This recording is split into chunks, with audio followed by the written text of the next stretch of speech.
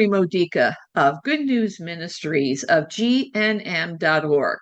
I'm the author of Knowing God's Will and Doing It Well, a workbook. And this podcast episode is part of a series on that same topic because I want to help you know what God's plan for you is. You were created with a special purpose in mind.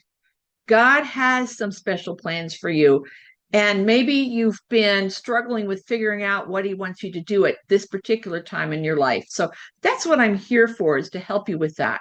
And today I would like to welcome Connor Curley to this podcast series. He is a hog farmer turned philosopher. And he ended up getting a degree in master's degree, as a matter of fact, in John Paul II studies. He has a story to tell about how he figured out God's will for doing that and how he figured out God's will for his marriage. So, and also he is the author. I want to tell you this, the author of Remembering Freedom. So we're going to find out what that's all about.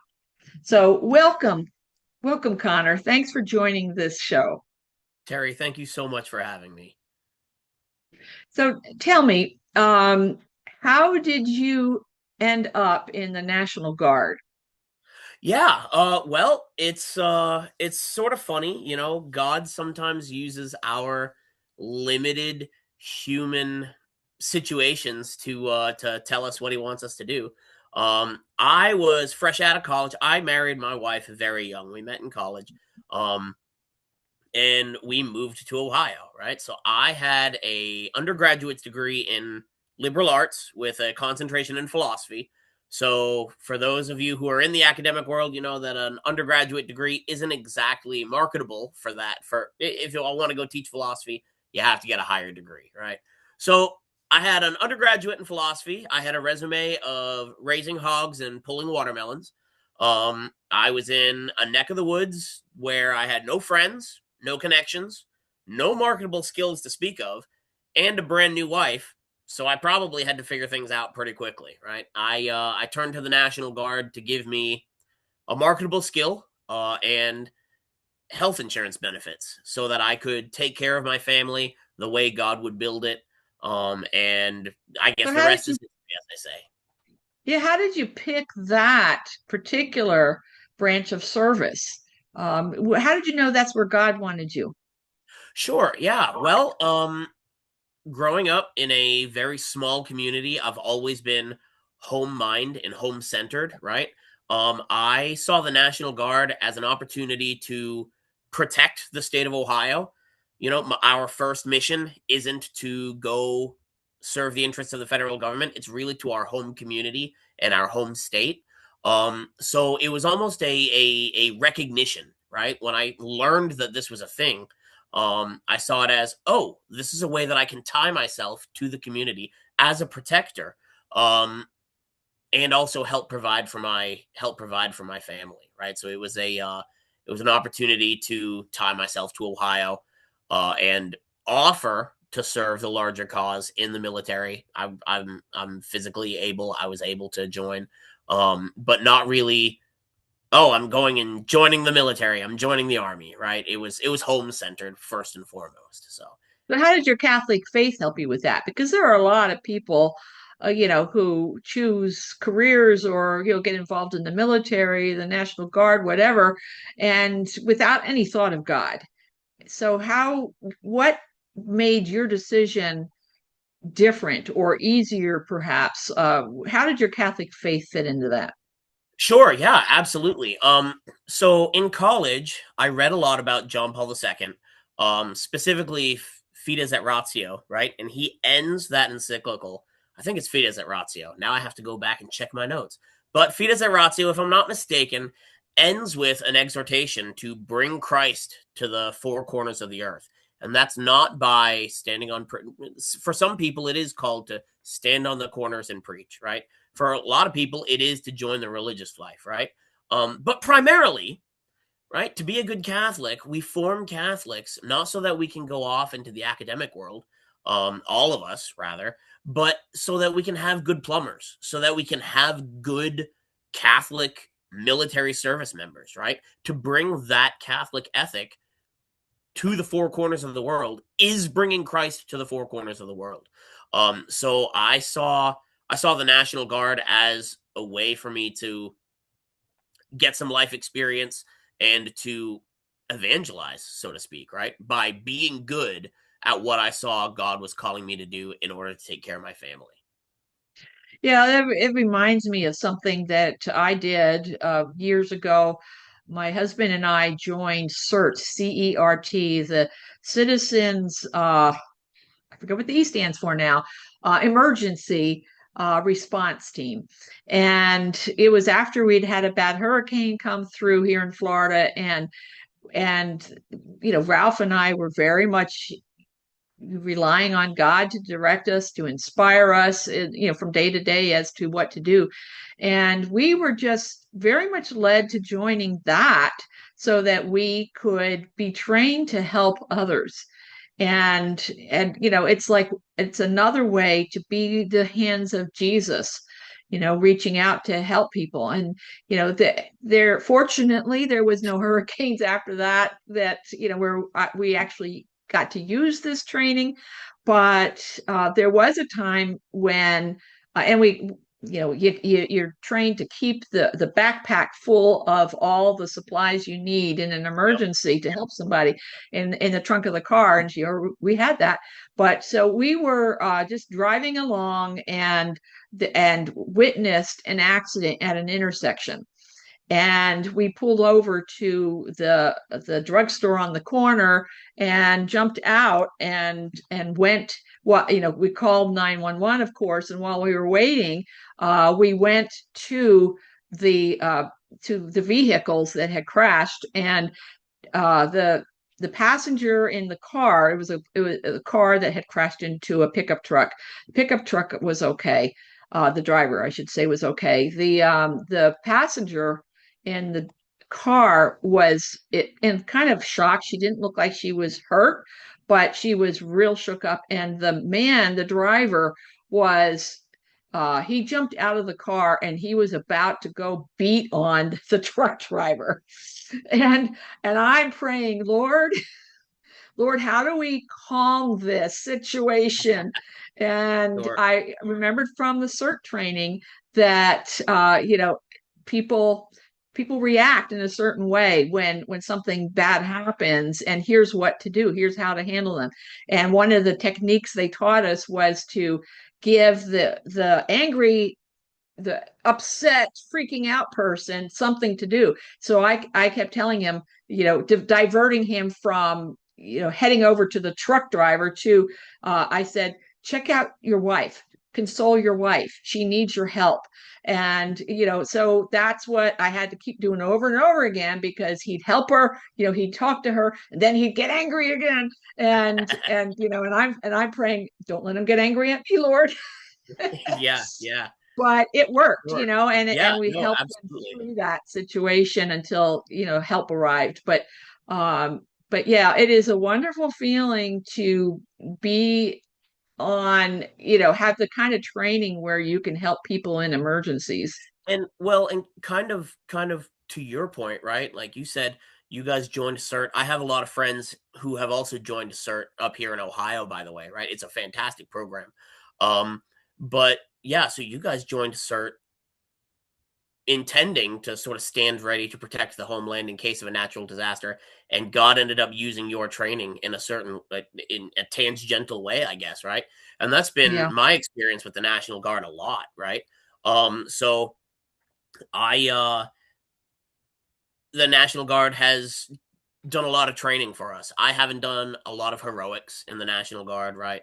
I did spend two different rotations on the Southwest Border Mission, right?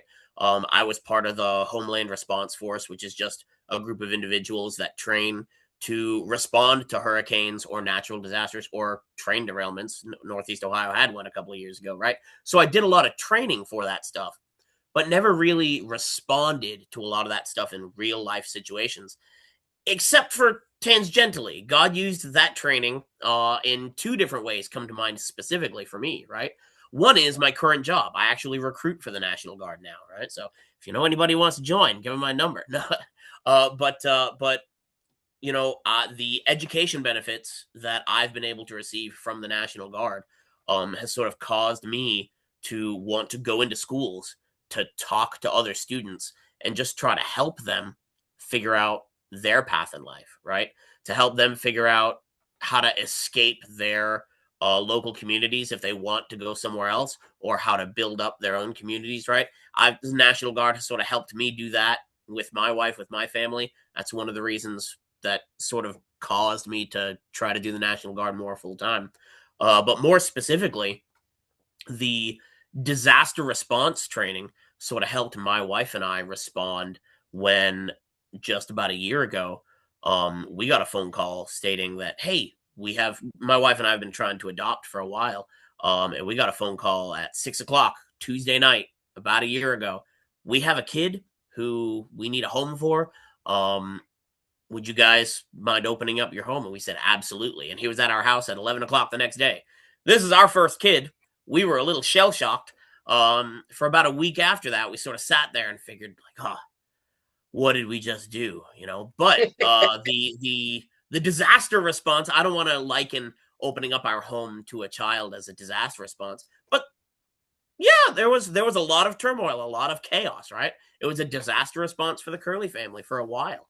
But the two mantras that we sort of spoke to each other throughout that process as God was building our family with this lovely child that we now call ours, was one: horrible things happen and we're gonna be okay with it, right?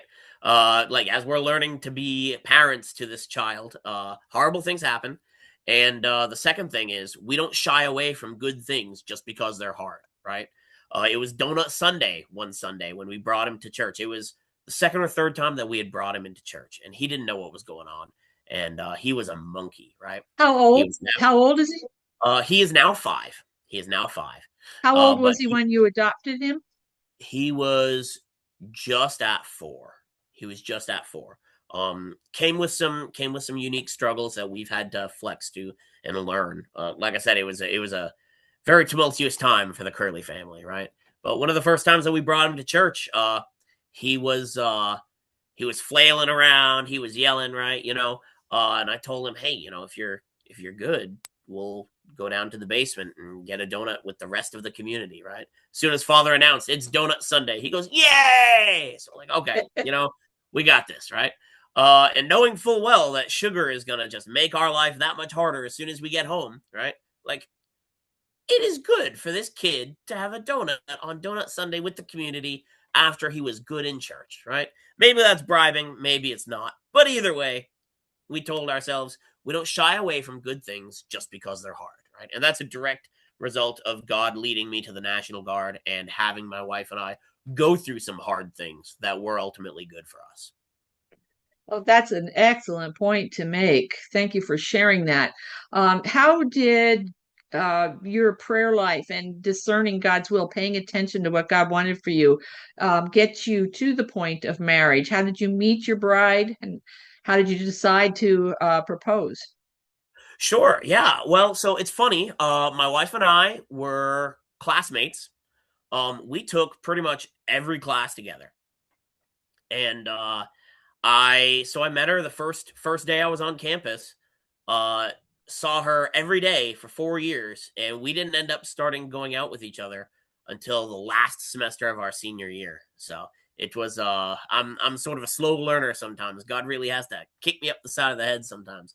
But I was discerning at the time. I was actually discerning priesthood when I originally went. Went to Magdalen College of the Liberal Arts in Warner, New Hampshire, partly because they offered an apostolic catechetical diploma. So that's I went there thinking that it was going to be a next jump to the priesthood. And then the first day that I was there, I saw my wife Jacqueline. I just thought she was the most beautiful thing I'd ever seen. Right? Again, for a poor hog farmer from South Carolina, right? To see my wife, I was like, oh my gosh, she's amazing, right? But I didn't know how to talk to people. I didn't know how to socialize with people, right? Uh, so it took me a little bit of time to realize that God was sort of pushing me in her direction. And actually telling stories to my family and to my friends helped. It wasn't an isolated thing, right? They were able to help me realize, like, hey, you know what? This person who we've never met keeps coming up in your stories, right? You're finding ways to incorporate her into these stories. What do you think is going on there, right? And then her older brother transferred to our school, and I got to know him, got to be good friends with James, and then I ended up going out with my wife. So it was really really dating and courting in a community, even though we were both far away from our communities, right? It's not like God asked me to figure this out on my own. It's not like he asks any of us to figure this out on our own. God does work through community. He definitely, you're right. You're so right that he doesn't want us to figure it out all on our own. He designed us to need community and he worked through community. Exactly, exactly. Yes, yes. I think we are able to be more free when we live in community, because it is only through community that we can actually, like, we can bounce ideas off of each other. We are communal beings. You said it, right? We are communal beings, right? So we can really recognize God through our interactions with other people, especially with who we come from. So, So you are the author of a book called Remembering Freedom. What's that all about? yes. Yeah, so remembering freedom. So I have this remembering theme going on, right? And more accurately would be more recognizing, right? Like recognating something. Sort of the same, the type of remembering in that freedom, remembering freedom is akin to the recognition of Adam when he sees Eve, like aha, right? It's an aha moment. It's almost as if this is what I have been searching for this entire time and I didn't know. In a sense, that's a sense of remembering, right? There was a desire for it already instilled in Adam's heart that he didn't know until he perceived it, right? Remembering freedom is my attempt at articulating the difference between freedom and license, right? We are free in as much as we are more free when we seek God, right? I have a particular way that I recognize God in life, right? And sometimes that changes. Now, one of my primary ways that I recognize God is to live as a good husband to my wife, Jacqueline, right? Uh, Before we were married, that was not the case. Before we were married, I recognized God most clearly in living out my vocation as a holy single man, right? But I am more free when I live in accordance with recognizing God, which makes me more myself, which is what I end up wanting to do anyhow, right? Contrast that to a type of freedom that thinks freedom is license, right? I just want to do whatever I want and I want to determine what makes me happy. That's a falsehood. God has already determined what makes us happy. And ultimately, it's life with Him, right? There's no getting around that. There is literally nothing anybody can do to be happy outside of God, right? And so, because of that, freedom, choosing what makes you happy, is really only a one-way street, and that's to continue to choose God and to really recognize God. That remembering freedom, you can sort of take out both of those words and put in recognizing God. Is another way that you can read that title. That's Uh, cool. That's really neat. Yeah, we are happiest when we do know what God wants us to be doing and we're doing it. And it may take, it's a difficult journey to get there. Uh, it may take time or may happen overnight because I love it when things fall into place all of a sudden. A lot yeah. of my journey has been waiting for a long time on God, but other times things just boom, boom, boom fall into place. And Yes. I love that part of it. Yep. But Yep. yeah, Yeah. when we have that sense of yes, I'm within God's will and he's empowering me to do what he's called me to do, that's when we have the most life. That's when we have the most joy, even in the hardest parts of that. Absolutely. Absolutely. Yeah. Yeah. So, Okay, um, so in your parenting, you know, ha- have you officially adopted your son, the so child? we're in the process. We're in the process. We're nearing the end of the process. But yes, yeah, he So is. Yeah, that's a difficult journey right there, it which you've is. hinted at already, because it's different than getting a newborn. He's already had, when you got him, he had 4 years of imprinting, 4 years of formation, and his brain was being formed by those first 4 years. And adopting a child who is not an infant is a big challenge. What do you think, if someone were listening to this and they were thinking about adopting or even fostering, what would be your advice to them? Ooh, advice for people. Yeah. So first of all, do it. It's a lot more scary than it really is in real life. We as humans are sort of hardwired to catastrophize the abstract. Um, So thinking about adoption and foster care is a lot more scary than actually doing it, right? You can respond to a disaster right in front of you. You can't respond to a disaster that's all the way over there.